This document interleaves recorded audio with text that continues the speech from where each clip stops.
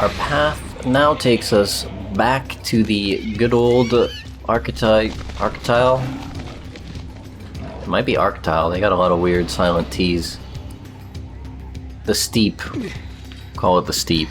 We're back at the Steepe, and we need to solve the problem of the flan monsters. The design of the area has been redone. I suppose it makes sense because, you know, it's like a big zone. Maybe we just didn't go all the way around in the first game, even though there were like a million round trips we made. But first thing we'll do is we're gonna run into the camp.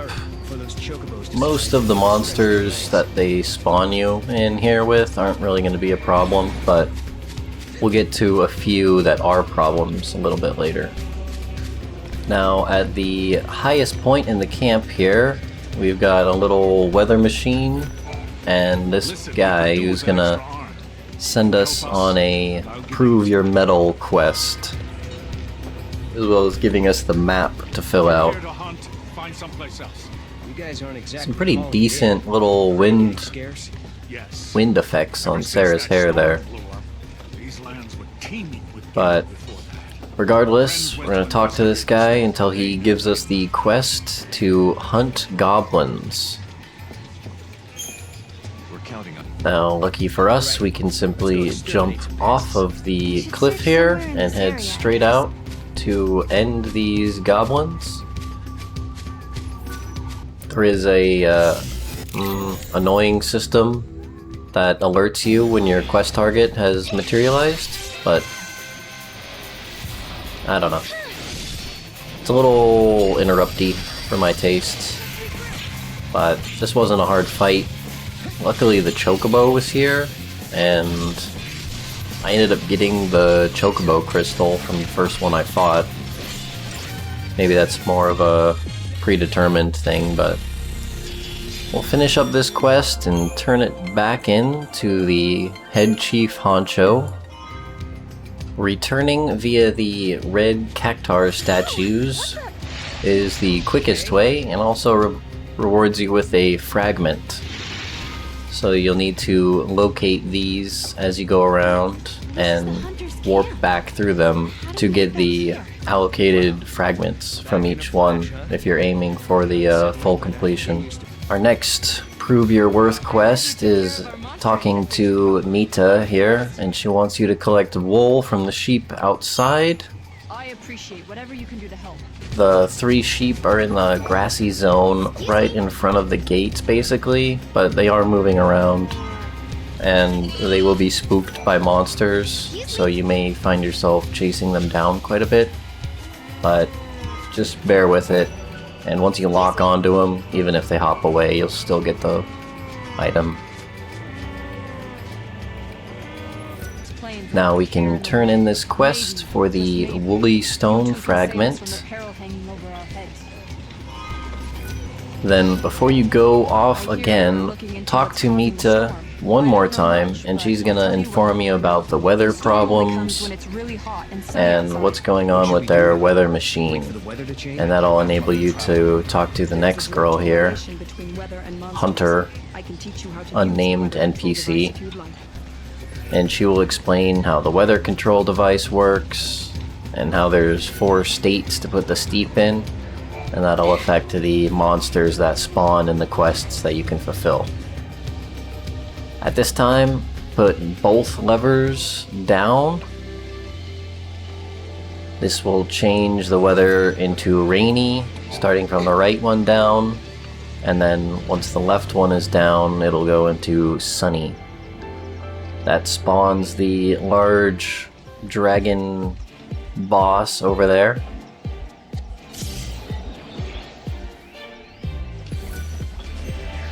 Steepe explains that the monster is eating all the flan, and we need to do something about it. However, you will notice at this time there is a Longui standing in the way, and it is absolutely gonna wreck you if you try to go over there right now. one of its stomp attacks or bad breath blast is definitely going to wipe my team.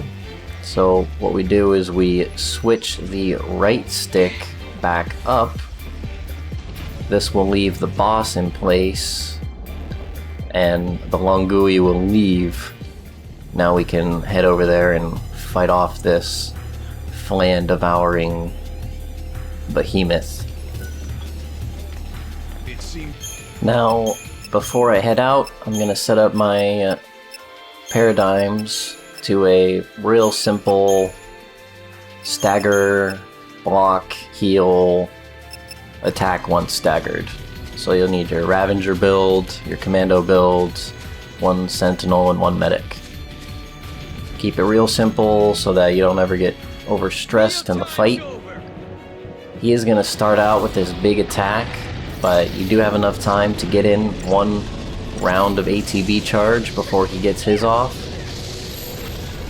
You might even be able to get in two, or at least get into a Steel Guard stance if you've invested anything into your Sentinel paradigms yet, but none of my team members have that. They all have Provoke only.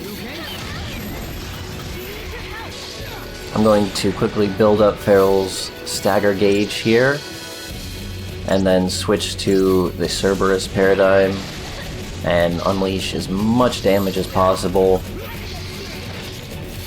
His Aoria attack is pretty damaging. You can definitely withstand a few of these, but you know, once you start getting into the red health, it's advised that you heal up. He also has a combo move where he will drag you in with his gravity attack and then use Dragon's Breath right after that to get a AoE hit on everyone. But following this strategy will easily clear the way and eliminate this flan teleporting, devouring monster. But solving the problem of the reoccurring flans will save Sunlith Waterscape, and we will be able to help Snow fight off the monster that is trying to break the crystal pillar holding up Cocoon. We get the Black Hole Gem, and I aptly slide around that monster attack for the Dragon Harness backpack. There's also a hidden treasure chest up on top of the ridge where the monster was. You can barely see it bobbing up and down up there, but it's power silvers, so that's like a rank 2 monster upgrade. And there's a few other treasures I want to grab while I'm here. Getting over this ravine requires you to have a chocobo, which isn't unlocked yet, but you can throw Mog across, get some money. I like throwing Mog around because it means I don't have to walk and trigger monsters, which annoyingly stop you from opening anything. The red chocobo is a menace on the Steepe, and I would not recommend fighting him at this time unless you have a ton of time on your hands and a really built up team. I think I already have my ATB gauge up, like multiple rolls at level 60, and this guy is still a problem. I think I tried it twice and he sent me packing twice. So I'm going to avoid him, but he's a good member of your team later if you want to try and catch it. But admittedly later you'll be getting the gold and silver chocobos because they're better, they have more unique stats, and they win all the races in chocobo racing. There's a few treasure chests splattered around on the map. I don't think anything was really crazy. All of these things you're getting are going to be able to be bought. Inside this little crevice here to the right, you can throw Mog into the crack, and there's an item in there. I forgot what it was. You can throw Mog up onto this cliff near the northwestern corner of as far as you can explore, and you'll get the Guardian's Edge weapon for Noel. Interacting with this cactus circle and the little cactus statue there will summon a Gigantor. This giant cactar this isn't a very complicated fight, as he's just going to do 1,000 needles every single time. However, this move blocks you from attacking or using magic, so whoever's hit can't heal or attack, thus slowing down your party significantly. So until we have some better equipment that can negate this, I think I'm going to just let it go. When you do come back to beat these, there are, I believe, 3 in the area that all have to be defeated before the gate over in the mountainous area in the background here opens up. So this is a progress point that we'll need to make in the future, but we're gonna have to come back because this guy kicked me to the curb like 3 times in a row, and even if you retry, he's still standing out there waiting for you. Up on the southern ridge, there's like 4 or 5 more treasure chests floating around, so you can pick all of these up. All in all, we're just saving a little bit of money, as everything that we're getting is easily buyable in the store later. We can throw Mog across to get this hovering one. Kinda surprised none of these bird enemies are swooping down to attack us, but I'm guessing they will be on different weather patterns. Like I said before, these red cactar statues will teleport you back and reward you with a fragment each time. But now that we've defeated the boss, we are going right back to the waterscape, and we're gonna find Snow Where's Snow? and deal with this big flan once and for all. To fight this flan, I kept the same paradigm from last time, but I added in a saboteur roll just so I could get D-Protect and D-Shell in there to speed things up. So we will meet back up with Snow and continue our main assault. There's not too much to watch out for. His main melee attack does hit a few times, and if you're not built up really well, I would either advise either healing through them or guarding through them. Every 12 seconds about of combat time, when you switch paradigms, you will get a free ATB bar charge for switching. It's kind of a mechanic they put in there to incentivize people to switch paradigms more. But the Mutantomato is also susceptible to the launch mechanic, and then while he's in the air, he can't do anything to fight back, and you can get some good damage in. Snow and Noel will have a tough conversation about why being a hero is dumb, and how most of the time it leads to problems or people sacrificing themselves for no reason. But they kind of bond over their hero complex, and we can go back to where the Mutantomato was, and we can throw Mog behind to get the fragment it left. Chocolina is here, and she is super excited that we've gotten rid of the monster. However, she tells you that there's no discount for what we've done. But we can continue to the gate with the marker. It's on the little crossroads area to the northwest. And as always, our creepy stalker, Caius, and Yule of this time have just been watching us from the trees. And, man, they are walking real funny. I'm going to make a quick stop in at the Coliseum. There's just a bunch of treasure to pick up here. No fights to worry about.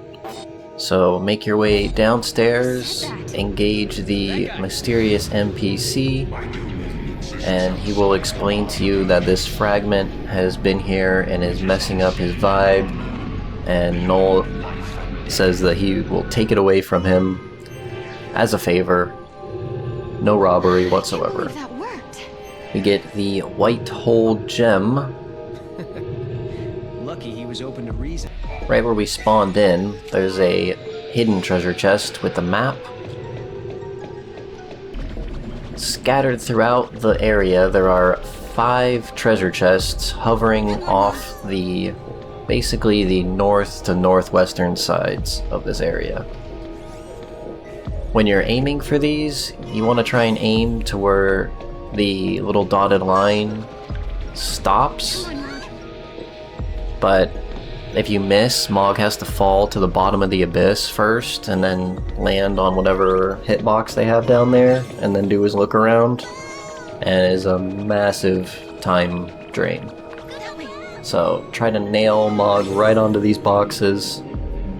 Most all of these are just monster upgrade materials, so they're not super important to get, but if your monsters are lacking, then this is definitely going to give them oomph needed for the next area.